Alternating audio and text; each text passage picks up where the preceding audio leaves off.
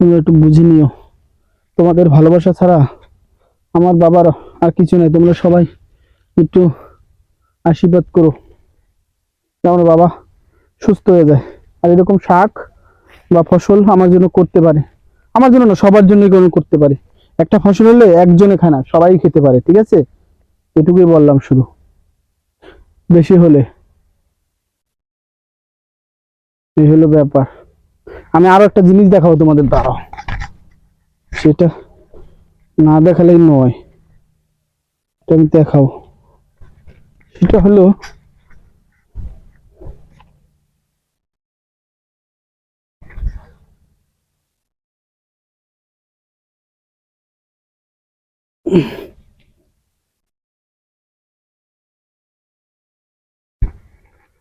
সবচেয়ে যে সুন্দর যে জিনিসটা, কুরমা ফুল। কুরমা গাছ বাবাই বাবাই রোপণ করেছিল। তো এখন কুরমা ফুল আমি তোমাদের দেখাতে পারছি। দেখো, দেখেছো? দেখেছো?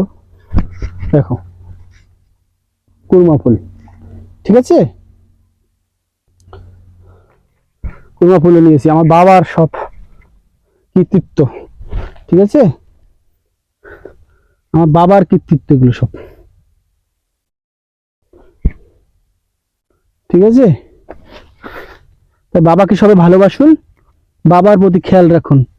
বাবা এমন একটা বট গাছ, যে বট গাছের মূল্য সবাই থাকতে দিতে পারে না, চলে যাওয়ার পর বোঝে। আমি চাই না চলে যাওয়ার পর সবাই বুঝুক, আগেই সবাই বুঝুক যে বাবার মূল্য কত। ওই চলে যাওয়ার পর ওই কান্দাকাটি, ওটা আমার পছন্দ না। তুমি থাকতে করো, তুমি থাকতে আর সেবা করো। তুমি চলে যাওয়ার পরে ফটোটা নিয়ে কান্নাকাটি, এই করা সেই করা, এটা আমার কাছে অতটা গুরুত্বপূর্ণ মনে হয় না। ঠিক আছে, তুমি থাকতে যা সেবা করার করো। কারণ একটা দেহের জন্য কান্নাকাটি করো না, এখন তার আত্মার জন্য কান্নাকাটি করো। তার আত্মাটা এখন তার শরীরে বিরাজমান আছে। ঠিক আছে, তার জন্য সবাই করো। তোমরা সবাই ওই মানে যখন পৃথিবী থেকে চলে যায়, তারপরে তোমরা সবাই কান্নাকাটি করো। যারা যারা করো আর কি, অনেকে আছে যে বাবা মার জন্য খুবই করে, আমি জানি। তাদের জন্য হাজার হাজার সেলুট, হাজার হাজার ভালোবাসা রইল।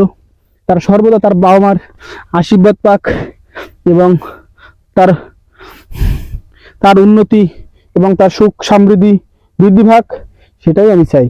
কিন্তু যারা বাবা মাকে ভালোবাসে না, তার সুখ জীবনও হবে না। ঠিক আছে, আমি এটা গ্যারান্টি দিতে পারি। সুখ হয় না তো, অটোমেটিক্যালি এটা কোনো না কোনো ভাবে তার সুখ দ্রুত বিলুপ্তি পায়। সেটা তোমরা হয়তো জানো না। ঠিক আছে, কোনো না কোনো ভাবে তুমি দেখো, তোমার অর্থ আছে, দেখো অর্থ নেই, অর্থ কোনো না কোনো ভাবে চলে যায়। এটাই তো একটা সুখের নষ্ট হওয়ার কারণ না। এটাই হলো মূল কাহিনী।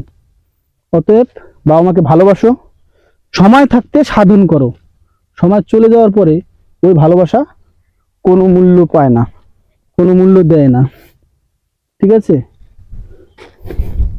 কথাগুলো বললাম।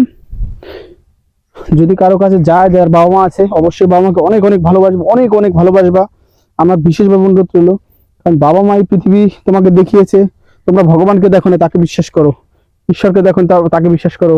যার যার স্রষ্টাকে দেখো, তাকে বিশ্বাস করো। তাহলে বাবা মা যাকে দেখেছে, যে তোমাকে পৃথিবীতে আনছে, তাকে বেশি করে বিশ্বাস করো, তাকেও ভালোবাসো।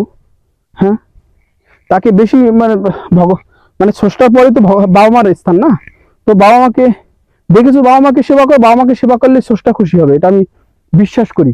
বাবা মাকে ভালোবাসলে স্রষ্টা খুশি হবে, এটা আমি বিশ্বাস করি। আপনি কি বিশ্বাস করেন? তবে আমাকে জানাবেন। বাবা মার উপর, বাবা মাকে ভালোবাসলে আমার বিশ্বাস আপনাকে অবশ্যই